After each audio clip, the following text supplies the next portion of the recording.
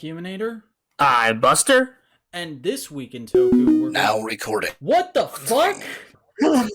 Stupid Craig. Get out. Go away. Nobody wants you. You are recording the channel. Shut the fuck. I'm gonna kick you, you fucker.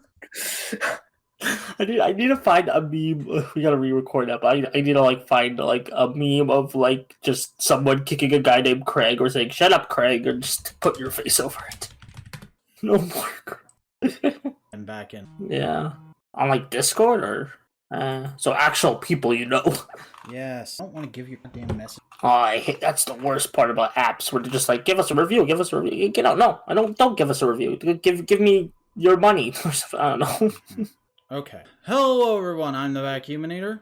I'm Buster. And this week in Toku, we're going to be discussing some major leaks from Hasbro, the return of, and Ultraman news. There's always Ultraman news to talk about, but before we get into any of that, Buster, how's your week been? It's been a standard week. Fasting's wrapping up, and I don't think I released a video this week, but who cares? Procrastination is what I call self-help, even though that's not how it works, probably. Excellent. So your mood will be returned. Yeah, soon. I'm happy. Thank you. What I'm not quite so happy about, and what I'm sure a lot of people aren't happy about, getting into the news, because I don't really have personal stuff to talk about. I talked about getting the COVID vaccine and modular components. You can go listen to that on Friday. But Hasbro is going to be upping the standard prices of their products in months to come due to rising costs of oil and whatnot. And this is something that I think a lot of people would have seen coming because manufacturing and shipping in general has been seeing a steady incline due to the COVID-19 pandemic. And yeah, it's not a big surprise, but it's definitely something that's going to upset a lot of people because Hasbro were already starting to get a bit on the expensive figures that I used to pick up. Deluxe class Transformers, they were $10. We're now, I want to say, 8 years on from that, and they're getting upwards into 25. Yeah. I will say this might affect my ability to collect, at least the basic lines, because I already like the basic lines, not just because I prefer the figures and the new shows over the classic ones, especially since they don't appeal to my nostalgia, but that's a discussion for another day. But they're just cheaper, and now they won't be as cheap as they used to. So, I mean, we'll see. The new prices will probably start rolling out towards the end of the year. We'll probably see the basic Power Rangers figures that go for $10 probably get upwards to $12 or maybe $15, and I would say the same level of price increase on Lightning, which is the main reason why I put this. I know there's people who get upset when those prices go up on Lightning. It's really not much you can do. What we kind of getting tighter all around for the next little while. Yeah. Never thought we would discuss the economy on a Tokusatsu podcast, so... I mean, when it's all about toy sales, that's going to come into it eventually.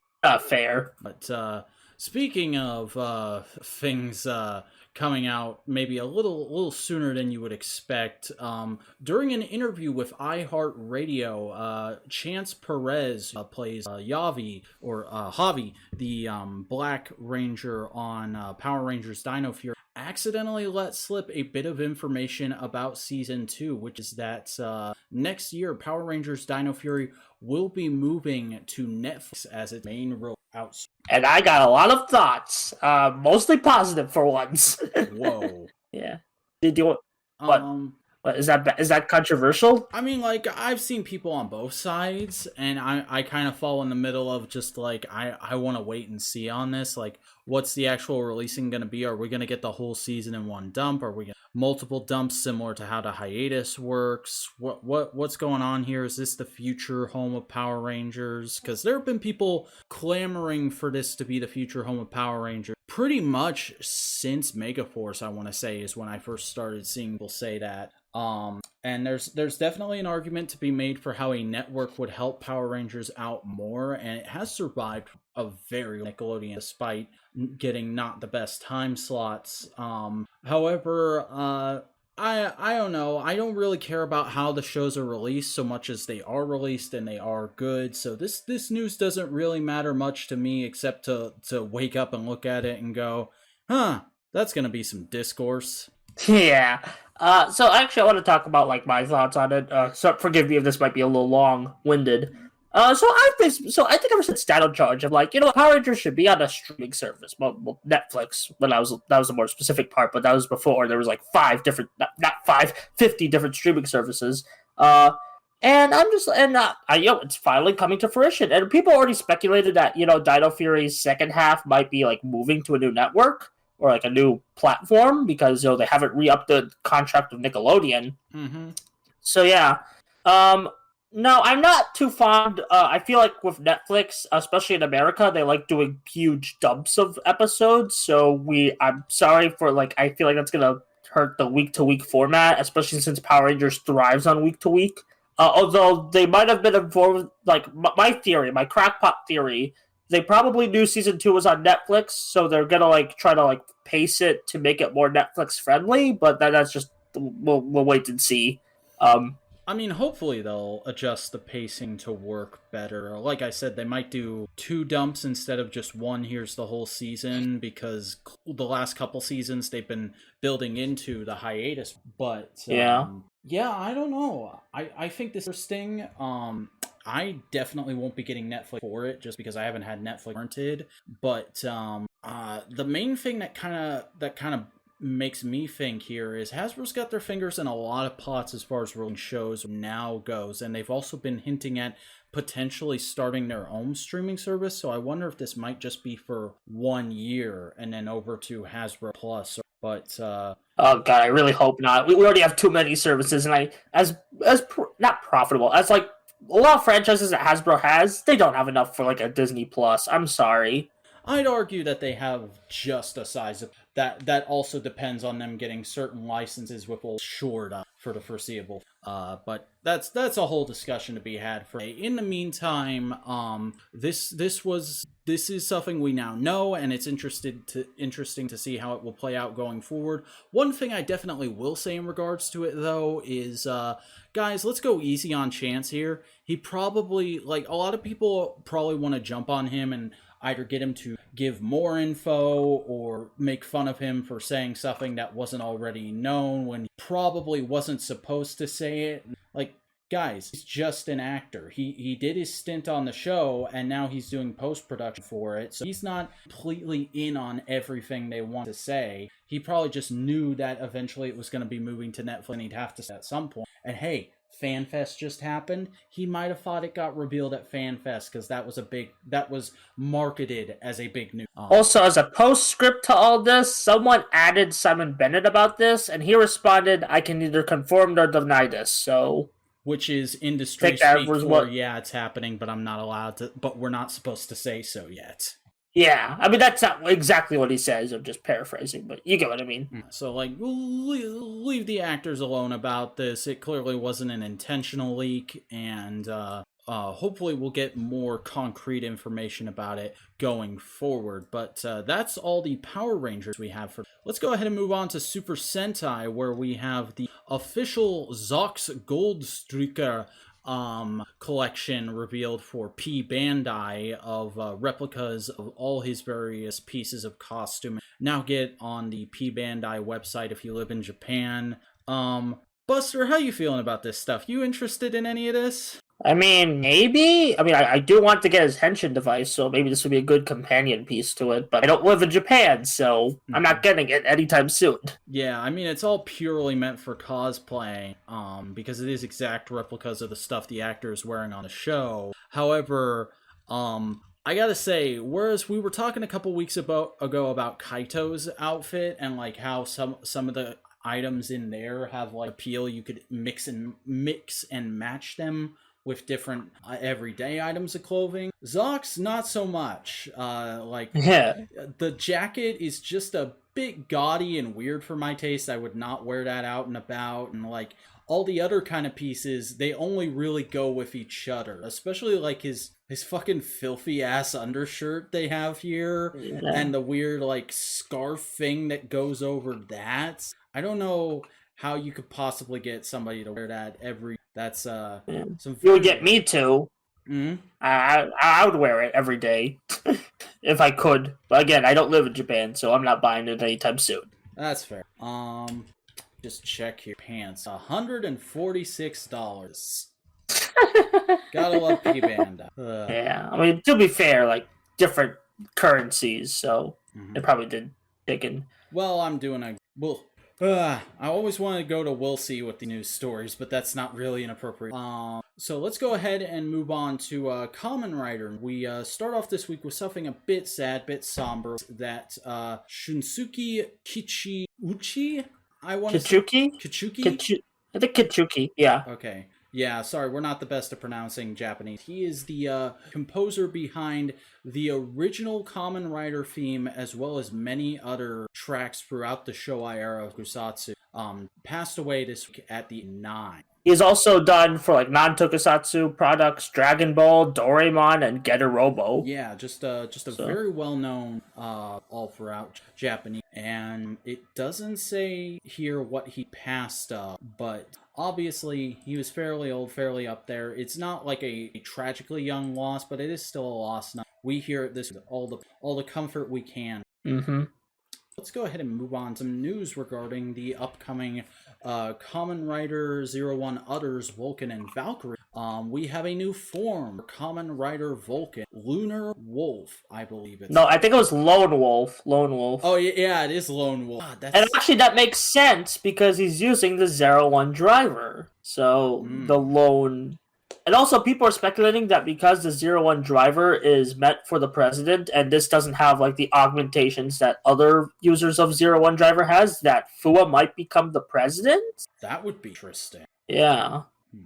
Naruto just maybe he dies in space. That would be pretty anticlimactic, but it can happen. V cinemas are pretty weird. Yeah, his actor decided he doesn't want to be in any future crossovers, just killing his character, and now you'll. Well, he already was the main writer of 01, but that's a debate for another day. Whoa, buddy. But, yeah, this form is pretty good looking. It's obviously a bit of a kit bash as all be, but I dig it. I think it's one of the better looking, especially going down the line. I'm not a fan of some of Fua's later form, but this one really works for me aesthetically. It's a nice shade of metallic. There's very little interfering. I don't know what you're referring to, honestly. How are you feeling about this form? It looks amazing. I think Fua has all banger suits, so that's just another banger suit. Excellent. Well, okay. This is one of the there's two things. God. There's two things that I've really been dreading talking about this week. I'm not gonna lie, and this is one of them. And look, I made them both back to back on the frickin' format here. So let's go ahead and dive right into it, which is first off, the as-is animation upgrade kit for your SH Figuarts Kamen Rider Izu, or SH Figuarts Izu. This is not okay. Let's make this clear right off the bat. I'm not done reading it off. Oh, sorry. This is by the company SHF Upgrade, and it is an upgrade kit to it's said to make your Izu look more like an animation accurate character and give it a more give you more options, because this comes with option parts to turn Izu into Azu. It also comes with longer Izu hair to represent that certain moment in the series, and it comes with a certain other piece that's got a lot of people in a bit of an uproar, almost sort of unnecessarily, I would argue. Alright, let's make this clear. This is a third-party thing, so Toei is like, this is not like all of their fault? No, this isn't their fault sure. whatsoever. This is being done by essentially a group of people running their own factory out of China. Yeah.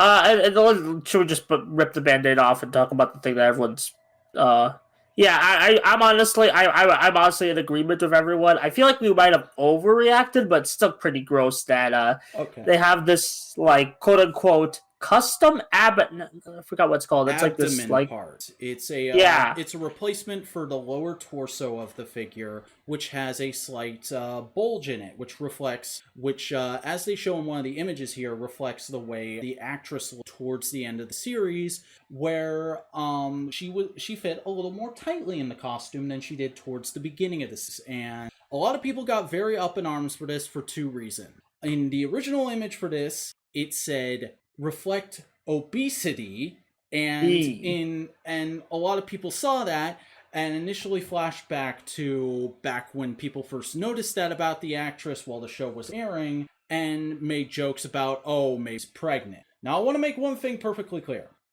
I'm not for making jokes about an actress gaining weight. I don't like that kind of, I don't think it's okay to make fun of anybody for gaining weight. Like, I'm all about body positivity here, even though I am very much into fitness. However, I also don't think we needed to lose our shit the way, and when I say we, I mean the Toku fandom in general, needed to lose their shit over this upgrade kit as much as they did. I saw people screaming and railing against this thing on Twitter for days after it got announced. And I don't think it's really that necessary, because it's the same thing. Like, I look at this the same way I do as third-party Transformers figures. Of, like, if you want to make the thing more show accurate, that's great, that's fine, you should be able to do that. I don't agree with marketing it on the term obesity, because, yeah, she did fit more tightly into that costume by the end of the series.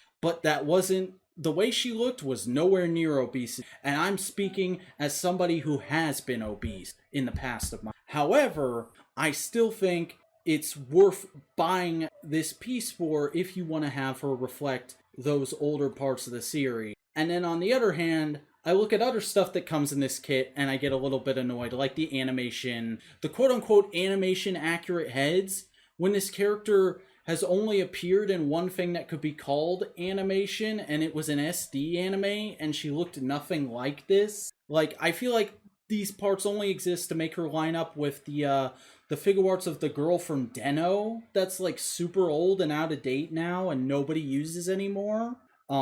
So that's weird. And also you look at the actual head that comes with Figuarts, and I'm like, could you have not included a head with new, more accurate face printing to make it look, if you're trying to make it more look more accurate to the actress here? I'm sorry, I'm having trouble getting my thoughts together here, because it's really hard to wrap my head around this whole tangled web of issues. But, like, I would not have gone for the animation accurate heads, or I would not have gone for the abdomen. Either make it super animation styled in your upgrade kit, or try to improve the existing figure. And it seems like this is trying to do both, and it kind of accomplishes neither. And the only thing it really accomplished was upsetting a lot of people to a ridiculous degree. Okay. I feel like you're gonna rant even more now, given the next topic. Oh god, I've been dreading this. Not because I don't have an issue with it, but Vac does, so that's what I'm dreading. I mean, like, do you have anything to say on this that I haven't already said before we move on? No, just I got nothing. You basically summed up my problems, and I mean, I wouldn't agree with all. I mean, I do agree we overreacted a bit. The Toku fandom overreacted a bit, but I still feel like it's a valid critique. It's a weird kit, but people reacted to it, TLD. Yeah. But moving on, we have the announcement of the Toei Tokusatsu fan club Kamen Rider Saber x Kamen Rider Ghost crossover. This will be a one-off streaming special featuring the return of Kamen Rider Ghost self, Tenkuji Takeru, and I believe Onari's gonna be in this, as well as Canon, and they're gonna be teaming up with the Ghost cast, so that Saber can, I don't know what I'm saying anymore. I'm just, god. I didn't think I'd have to see these characters again anytime soon. And, like, here's the thing. Because we've never talked about this on... I don't have a very healthy relationship with Kamen Rider. It is, in my opinion, the worst Tokusatsu series ever made. The writing is atrocious, the characters are terrible, the concept and aesthetics are completely wasted, and by the end of the show, I was literally screaming at my computer monitor. Like, that's how much of a visceral, angry reaction I have to anything. Now, I will give it this slight compliment. The base driver and the icon toys, they're pretty good toys. They're nice. I wouldn't mind picking some up someday, completely divorced from the context of the show. However, I'm not a fan of these characters. I'm not looking forward to them coming back. And you know what? We're already not watching Saber, so we're not fucking talking about this on the podcast. Get some. Okay.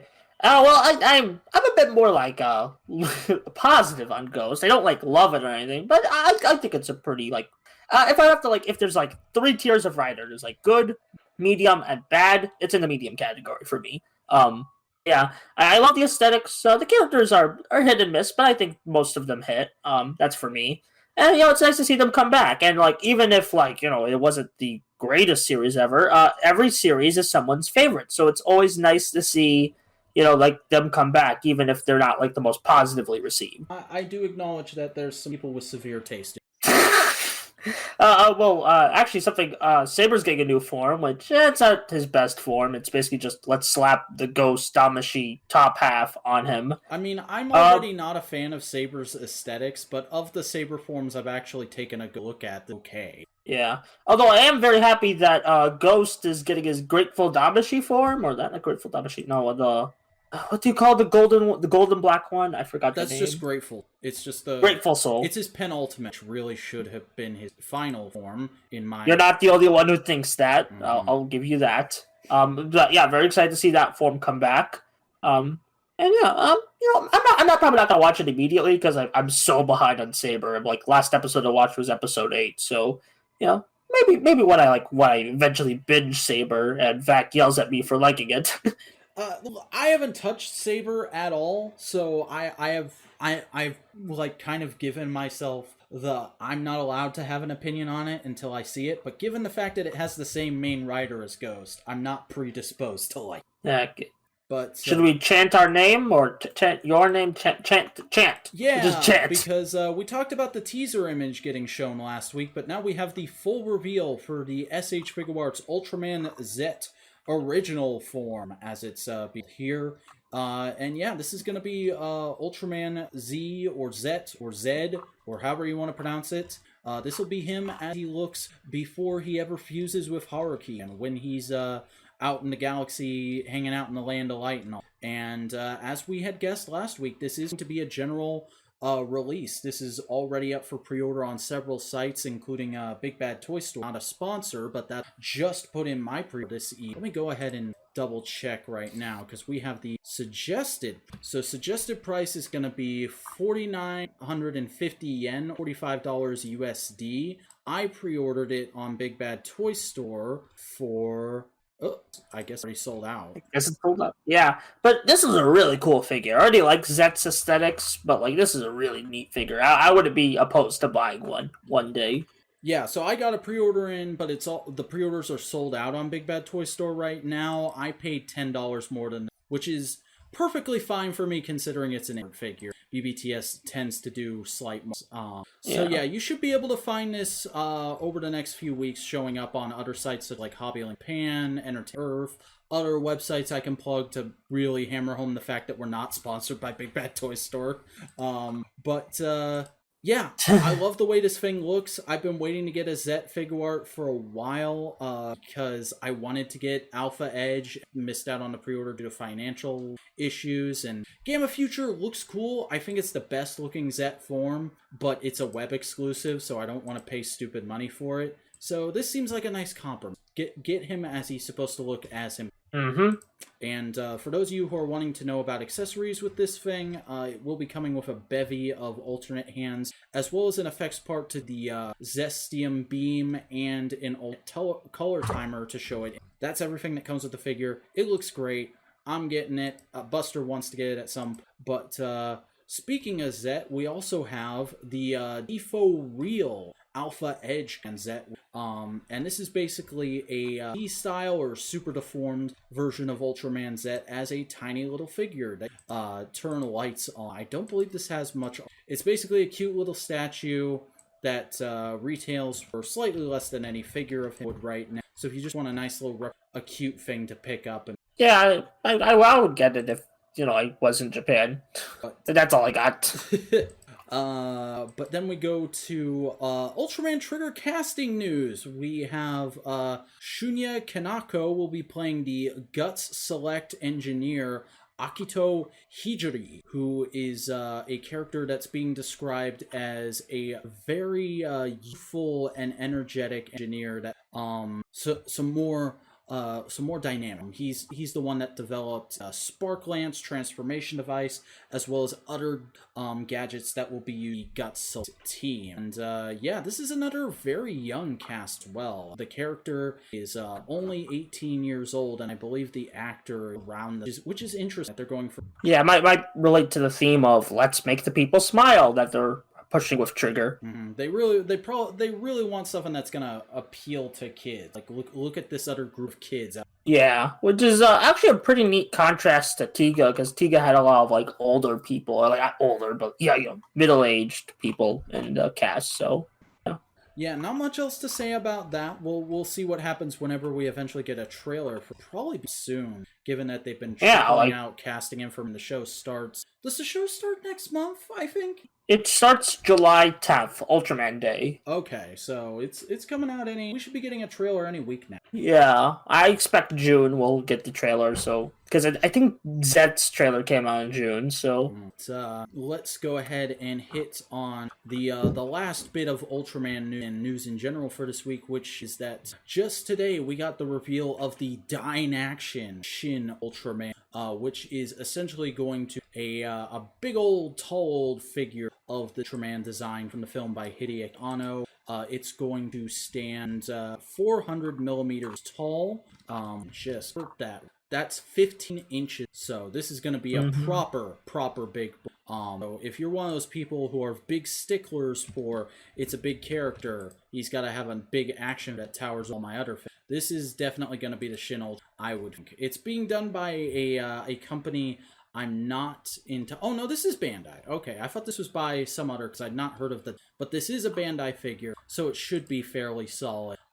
However, you are going to pay quite the hefty price for this, because currently the suggested retail price 22,000 yen or $202. Quite the hefty price tag. Yep, and yeah, I got enough of it. It's a cool figure. That's all I got.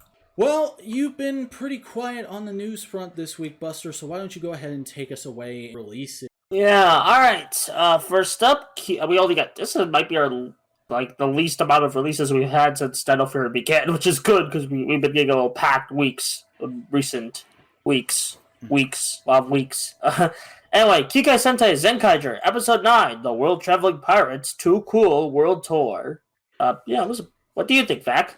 I enjoyed this episode quite a bit. It wasn't quite as bombastic as I was expecting it to be. I was hoping for like a very full introduction to the Gorldtsuikar crew, but we only got like a little taste of them here and there, especially because a large chunk of this is characters not acting like themselves, which isn't necessarily a bad thing. That can be fun, but when it's a case of, oh, I only just got introduced to these characters, that's a little irksome. Like, I was hoping to get a lot more with, and instead we get a little bit with her during the opening, and then she's just crazy about Mo. I will get to, Yeah, I like this episode. I think they're from what I'm seeing, they're gonna play the long game, or they're gonna do a 5 to 6 episode arc with introducing Zenkaiger. They're gonna slowly trickle out information about him and his toy line, because he's not getting his mech this week or next week, from what I'm understanding. Really, not next week? I would have thought. Yeah, because they didn't show him in the preview, so they always show the mecha in the preview. It's gonna debut next week.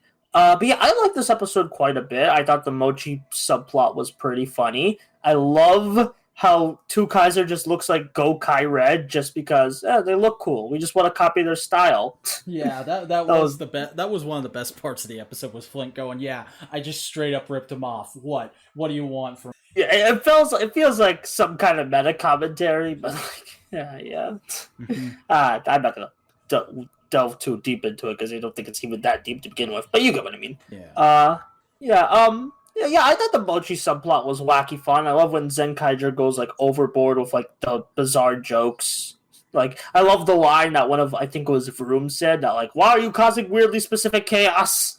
That was Juren, and that was hilarious. Juren had some serious zingers this week. That and the bit where he just runs in and goes no scalping allowed. I was like, that's a fucking... Yeah. It's so good. Juren's so good. I mean, all the Zenkaigers are great. And Zenkaiger, we get to see more of him. I love how like this is probably just so they don't have to keep writing new music for his little singy songs. I love how like most of the songs he like hums and sings are basically just variations on the same thing. Mm-hmm. Yeah, that's okay. Yeah, he's got his pirate tune that he sticks to. Like that's a thing I see in a lot of fiction with pirate is that there's always like a certain tune that the media comes up with and they all stick to that. Like One Piece has yo yo, and frickin' Pirates of the Caribbean has the yeah, and everything's kind of done in that same vein. So I like them doing that with him. I also like that he has his own like weird backward sense of justice, of doing the nice thing, but only doing it in a way that makes it seem like he's only doing it as to like the Gokaigers. Like the whole the reveal of no, you won our duel was such just like perfect right out of Gokaiger episode 1 with them saying, "Oh no, we only saved the day because the Zanyak interrupted our lunch." That was totally it. Don't worry.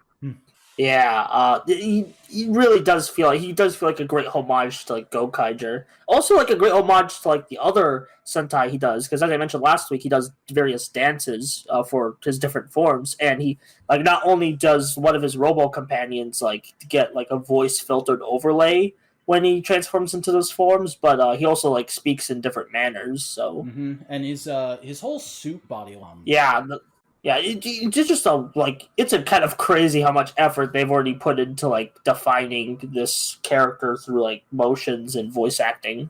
And I definitely hope they do keep it up, because I hope he's not one of those Six Rangers where he has all this cool stuff interest about him at halfway just for sake of keeping up. I think he could build in. Yeah, honestly, I think he could like take like there'll be. I feel like if they want to like take breaks from him, they can like they could like write something where he's off traveling in other worlds while the Zenkaigers keep doing their thing. It would also be a way to introduce more toys, possibly for like a 7th, if that's the official term. You know.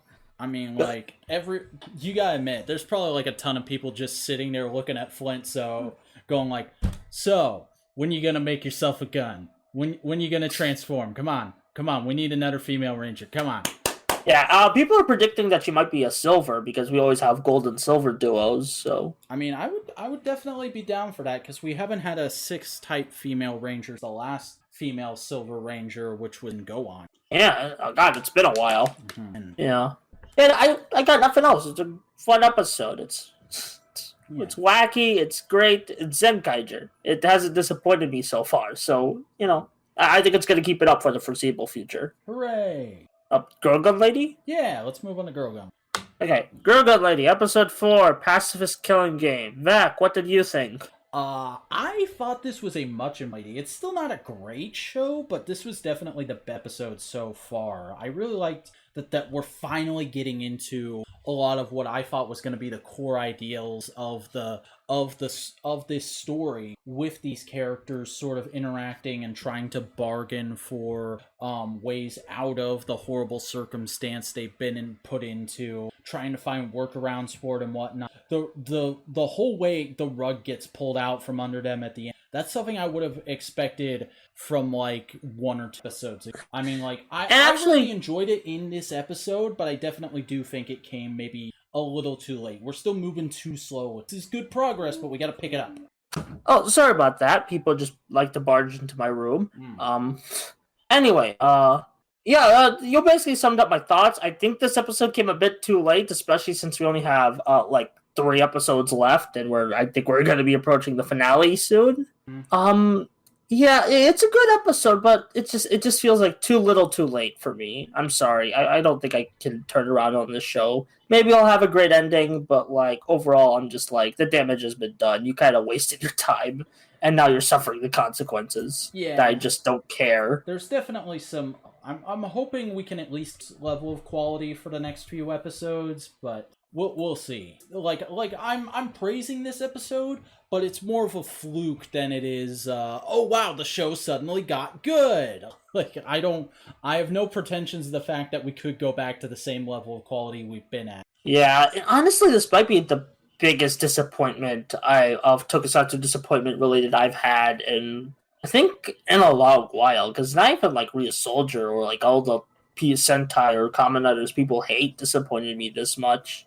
Like it really just it sucks because I want to see more like oddball or like, especially since this is getting an official U.S. release like on YouTube. I really want to see it like be better, but it's just not. Just I mean, like one definite big compliment I could give this show so far is like we've joked here and there about how this is clearly fetish material, but it's never gone straight into fetish material. So this still isn't something that I'm like, oh, I can never let my non-tokusatsu fans know about. Yeah, basically. Mm-hmm. Yeah, I'd agree. Like honestly, like they've been very moderate about it, and again, like there's good moments, but it's like it's. I feel like it's just so boring. I'm sorry. Yeah, it's a low bar what he's trying to. Yeah, I don't know.